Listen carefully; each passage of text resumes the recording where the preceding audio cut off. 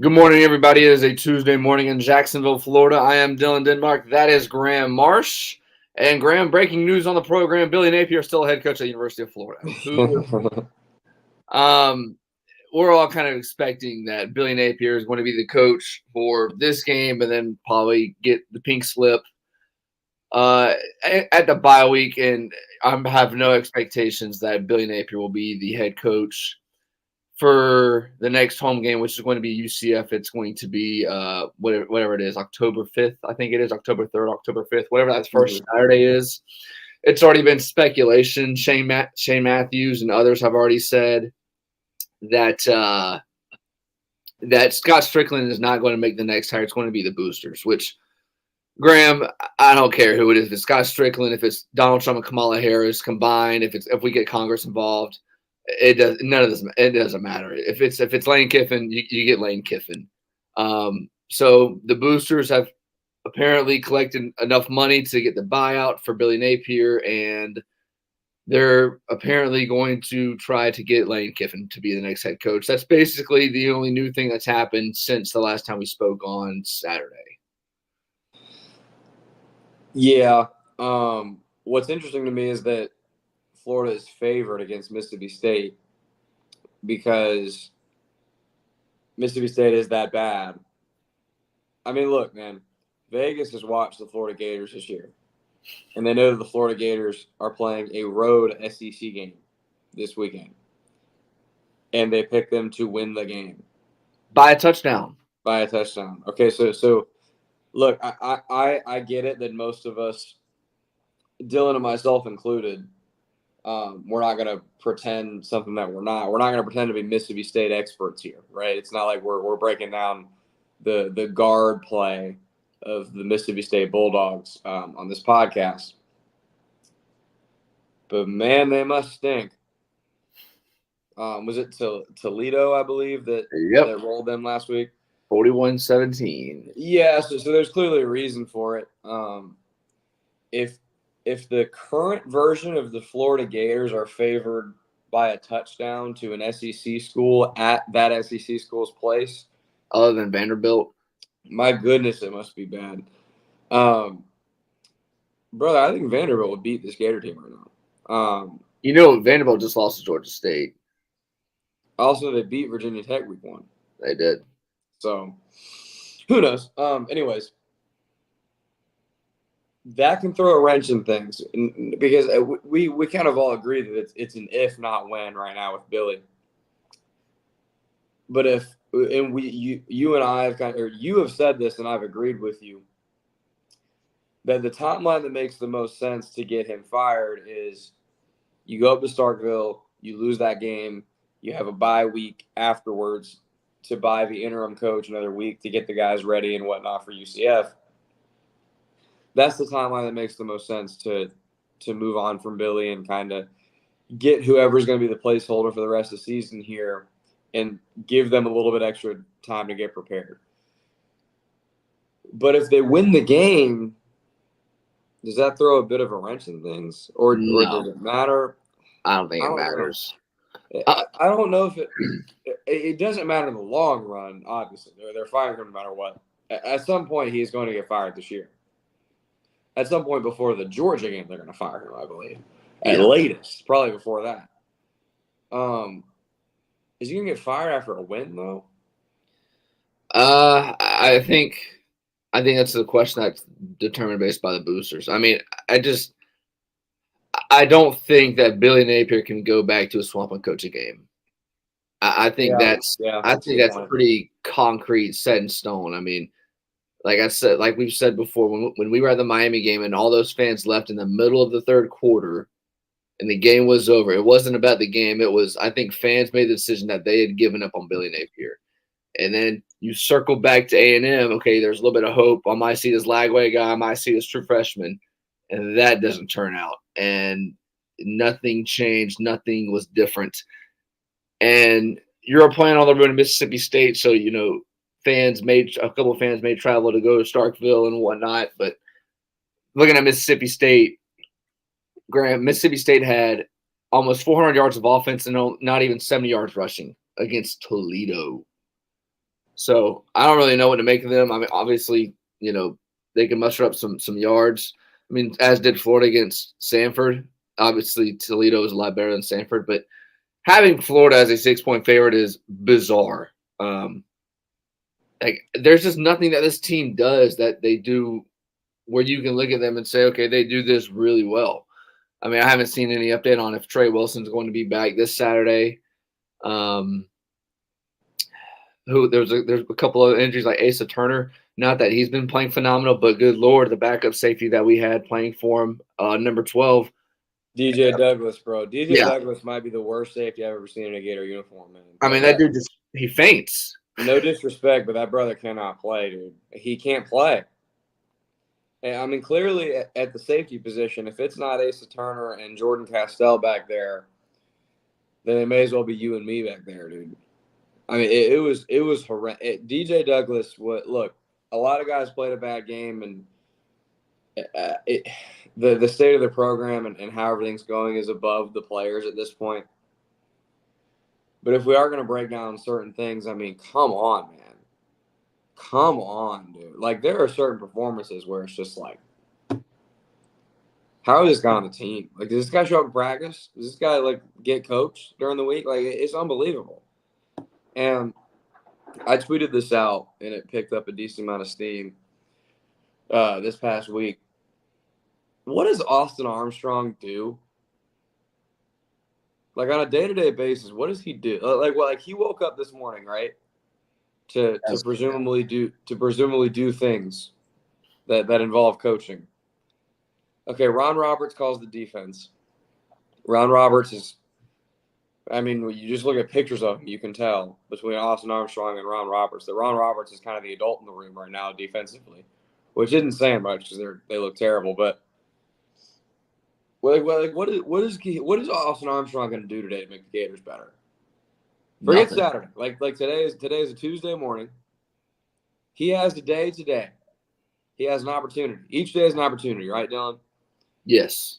What is he going to do today to make the Gators better? I need to know that answer because I don't think it's anything. No. I mean, usually how football works is you usually see your team make strides the first, half the season. Yeah. And then once the second half of the season begins, your team doesn't get better. It is you are what you are. It feels like with this Gator team, they are what they are. The offensive line is not going to change. The offense isn't going to change. The defense is not going to change. I mean, like in the A&M game, you still had the same stupid mistakes, the same couldn't get off the field on third down. Billy Napier even said after the game Saturday that they went into the locker room after the first quarter during the lightning delay. They watched every single play, and it didn't look like they did anything different in the second quarter. That 100% is coaching right there. I mean, I don't know about you, Graham. I didn't see anything different in the second quarter.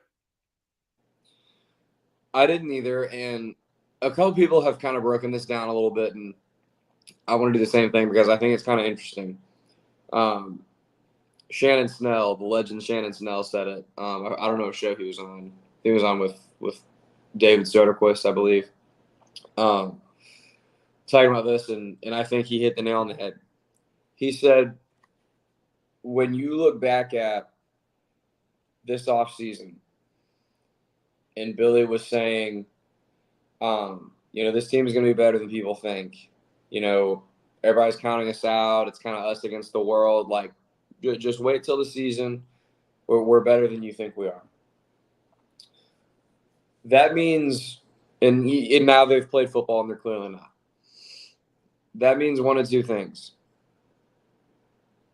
He's either A, lying, and does Billy seem like that kind of guy? No, not really. Or this dude genuinely thought that he had a good team before the Miami game kicked off. And he has never been a head coach at a Power 5 level before this, Power 4 level. And he has never been in a high enough position.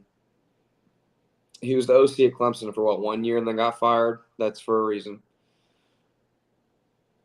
this dude genuinely doesn't know what a good Power 4 team looks like before they show up and play on the field. Because, look, like, think about back in, like, the Spurrier days, right? Spurrier would tell you. He would tell you in training camp or fall camp or, after a game or before a game going into the next week with the Monday presser or whatever, he would say, we're not very good right now. We stink. We can't do this, whatever. Napier, again, I don't think Napier's not like a dishonest guy. He's a status quo media guy, but he's not like a dishonest guy. He's not like a liar or anything like that.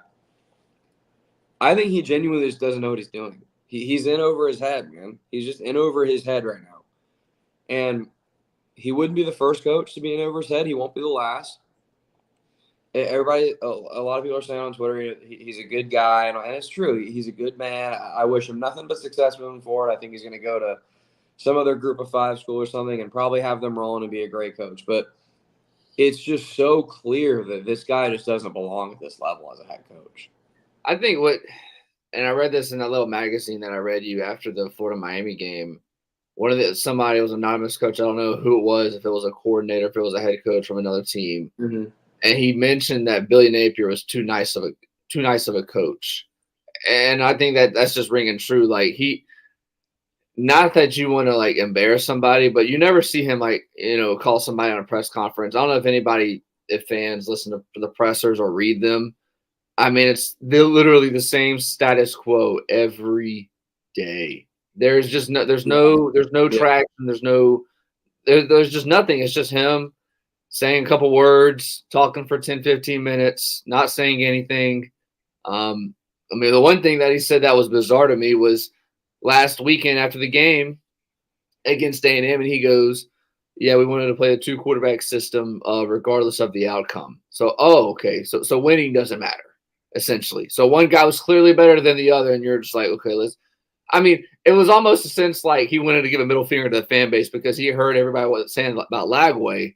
But then again, he's never done anything like that to make you say that. He's never done that in his tenure at Florida. No. And again, like, this is what I'm saying. I don't believe that's in his nature. I don't believe that's the kind of guy he is. And before he said regardless of the outcome, I don't think he thought there was anything wrong with that. Like, I genuinely think he went throughout the week and he had a plan of they were going to alternate drives, and he thought that was a good plan.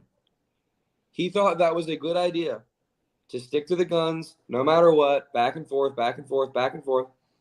regardless of if one guy's playing way better or taking over or whatever. And he was honest with all of us in the press conference. And, I'll give him credit for honesty, but it was a stupid decision. It was a stupid decision. Look, this is not the first time you and I have seen with the Gators and with just other schools across the country have like a 2-quarterback thing, right? Never, ever, ever have I seen just a straight up swap each possession. Have you ever seen that before? I've never seen that in my life. Not the entire game, no. That's what I mean. That's what I mean. Like, I've seen like first couple drives, you flip-flop and just see who might have the hotter hand today. I've seen that. Like, maybe like first quarter, like first 3 to 4 drives, you kind of do that. I've never in my life seen start to finish flip-flop every single drive. I've never, ever seen that. That's not a thing. That's not a thing coaches do, bro. When you've got 2 quarterbacks, you're trying to figure out either who is your quarterback or if one guy's more dynamic, but the other guy might be better, play in, play out. How do you utilize them best? Like, how do we mix and match? Like, there's been all kinds of different ways, but start to finish, back and forth throughout the entire game, I've never seen that in my entire life, bro. That's not what coaches do not do that. The only time I think I've seen it happen, I'm looking at the box score from when I was at this game, was when Florida played South Carolina in 2008, and they rotated Garcia with this other quarterback, Smelly. I believe that's how you say his name. They rotated every play At least, they went the whole game. And guess what the score was? 56-6. So, and it wouldn't have mattered if they would have put one or the other. But that's the only time, ever that I can remember a coach rotated guys back and forth. And I mean, it's always the old adage: if you play two quarterbacks, you don't have one most of the time. I mean, I want to see a world where you just have a specific package for Lagway. I mean, we clearly saw that he wasn't ready last Saturday. You roll with Mertz. If you get in a third and short, which you clearly can't run the ball in the interior, you add the extra blocker, put Lagway in if you want, and that's the system that you should roll with. You should have rolled with it in the second half of last week and then going into this game. So I can live with that. That's fine if that's what they want to do. I mean, that's probably the best strategy for actually winning on Saturdays, week in, week out is the league. That's the league Tebow, right? That's what they did. Leak was your QB. Chris Leak was the QB in 06. And then they just had the special packages for Tebow, short yardage, what have you. That's fine. I can live with that. But if you're not going to do that, if you're not going to do it that way, then just hand the keys to Lagway and let him develop. You're not wrong. He's not ready right now. It's pretty clear that there are things that he's got to work through. No time like the present. I mean, when again, whether he stays here or leaves, because I don't want to speak that into existence, but Gator fans that don't believe so, he could absolutely leave next year. Like, I would say it's probably a greater than 50% chance right now, depending on who they hire, and there's a lot to be determined right now. But there's a very good chance DJ Lagway is not a Florida Gator next year, unfortunately. But whether he's here or somewhere else, and then you look at the state that the Gators are in right now, when else is he going to have basically a full season with no pressure? Never. It's not no pressure, you know what I mean? But, like, you know what I mean, too. Like you got to win week in, week out. Yeah, that's not going to happen for the rest of his career. This is a prime opportunity for him, for the University of Florida, and for whoever the new coach will be to get more tape on him that he can coach through for an off season and figure out what he's good at, what he's not, what we can develop, what we can coach. The coach you got right now didn't know how to coach, so I'm excluding him. But when they bring somebody else in, you're ideally going to bring somebody in that coaches offense, is good with quarterbacks. And you just, even if it's bad, even if it looks bad, I think you let the true freshman that's got special talent within him work through a whole season of kinks while you can. While you've got this season that's already lost, just let him play, and he's going to play the best competition in the country. Let him just play week in, week out and get better and make mistakes and learn from them, and just do that, in my opinion. Graham, last thing before I roll out of here, unless you got to add something. We talk about things that we've never seen before, like what we saw with the quarterbacks. And we forgot to mention this post game, and I really wanted to talk about it. So, during the Jags game, you had the bizarre Tank Bigsby fumble, and the kicker goes past midfield after he kicks it out of 35. I don't think anybody but the coaches knew that was a rule, and it works in the Jags' favor. They get the ball back. Graham, on Saturday, we saw our first ass targeting. How incredible was an ass target? I never knew that was a thing. I thought it was only had to do with helmet-to-helmet contact. Who would have thought? That was unbelievable. I couldn't believe. I mean, what? What? And by the way, not that it would have mattered. I mean, the Gators were going to lose that game no matter what. But, man, if there was one guy on that defense that seemed to be playing with any type of heart, it was Triqueze. I always pronounce his name wrong, I think, but Triqueze Bridges. Mm-hmm. The transfer from Oregon. He was playing well, man. He was flying around. He was hitting people. I think he made a nice PBU, like maybe the play before or 2 plays before or something like that. But, man, when you already have a defense that is clearly not playing with a lot of heart right now, for more reasons than one, I'm not necessarily blaming the players about that. Although I kind of struggle with that. I think you should play with more effort, but at the same time, like, it's up to the coaches to get that out of you. When you do have those couple of guys that are playing with some heart and are playing like their nuts are on the line and really getting after it, like Bridges was, and then like that one guy gets ejected for a BS targeting call. I mean, that. You know, it was really bad whenever he got called that he was ejected, and he was just smiling. He's like, "Dude, you got to be serious. Like, there's no way this is happening." Like, rarely do you, I don't think I've ever seen that happen. A dude get ejected for targeting, and he just smiled like, "There's no way that this is happening." It was an unbelievable thing I've ever seen, man. And look, I got a couple problems with targeting, like I think most of us do, the call in general. It is meant for the spirit of the rule is to get really egregious, dirty, like you're trying to hurt somebody plays out of the game, right? That ain't what we watched on that play. I mean, come on, man. And my first problem is every targeting does not warrant a 15-yard penalty to automatic first down. Why can we not create similar to running into the kicker versus roughing the kicker? Similar to back in the day when we had face mask versus grasping the face mask, and one was 5, one was 15. If you want to flag that, because they said on the broadcast, and I agree, the only reason they could have justified this, if you want to flag Bridges because he dropped his head, okay, fine. But why can't that just be 5 yards, he stays in the game, we keep moving? Why does this have to be because of a ticky-tack, like, technicality in the rule? It's got to be 15 yards, automatic first down, and he's ejected. I mean, come on, man. When they created that rule for targeting, they were not picturing hits like that. No, they were picturing when a guy drops his head, leaves his feet, spears somebody, and is trying to take their head off. And that's not what it was. It was just a tackle, bro. He dropped his head. He shouldn't drop his head. You got to pick your head up. I get it. But 5 yards, and we keep it moving. That should be no more severe of a penalty than, like, offsides. I think what should happen once the schools start paying the players, start fining them. I think that would change a lot of things then too.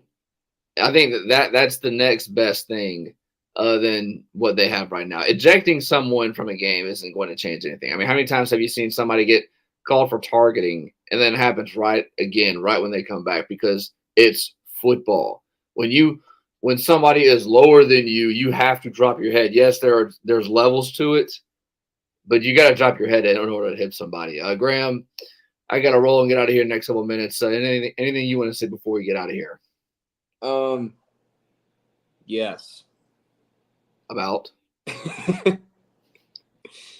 Last thing for me, because we didn't, normally under normal circumstances, we would have treated this episode like just a normal game preview. But given the circumstances of the program right now and stuff, we obviously went in the direction that people are wanting to talk about. But just really quickly, does Florida beat Mississippi State? Like, do you think that they're going to win this game? I mean, I have no confidence.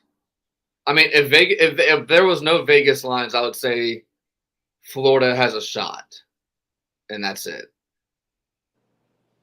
It's odd. I know that Mississippi State just had a brutal loss, and I guess Florida has not lost to a team at Toledo's level so far. But, man, it's hard to watch the Gators and bet on them to beat anybody that's a Power 5 team.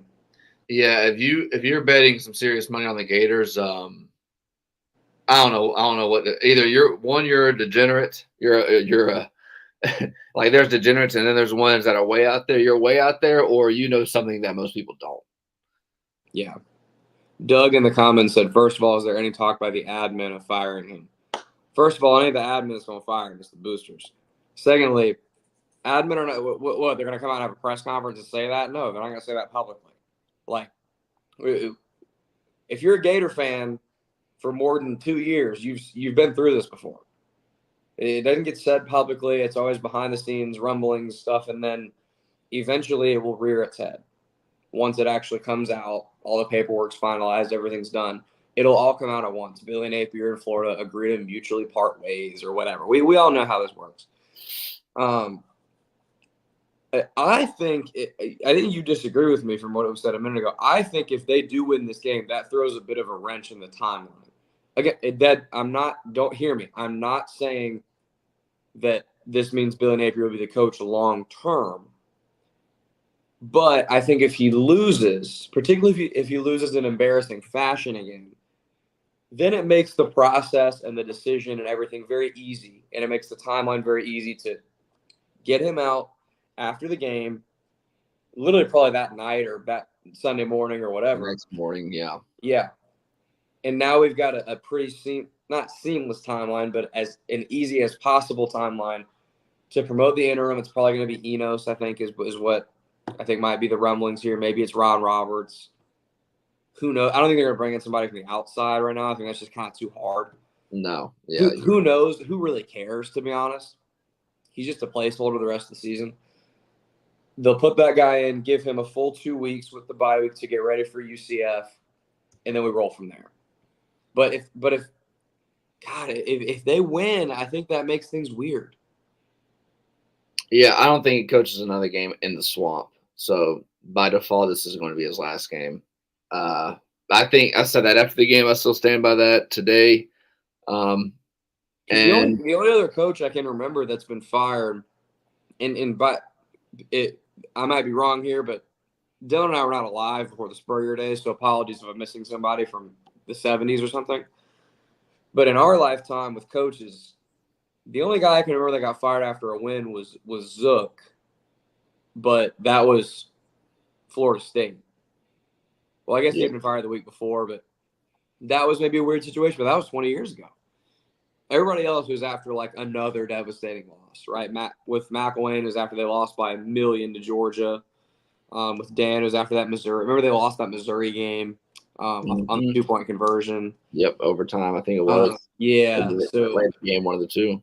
Mm-hmm. So it would just be kind of bizarre. I mean, listen, I hope you're right, because at the end of the day, man, all we're doing by keeping him right now is just delaying the process.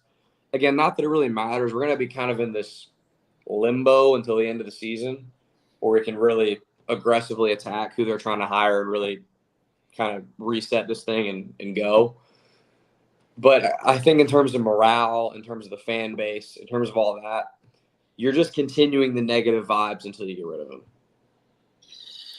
Yeah, well, we'll see. We're going to probably do another show Thursday morning, give us a full preview of the game, what's going to happen Saturday. We'll read up on some Mississippi State, and then we'll go from there. Sound like a plan? As you're in mid-chug of your coffee? Yes, sir. All right. Until then, see y'all Thursday.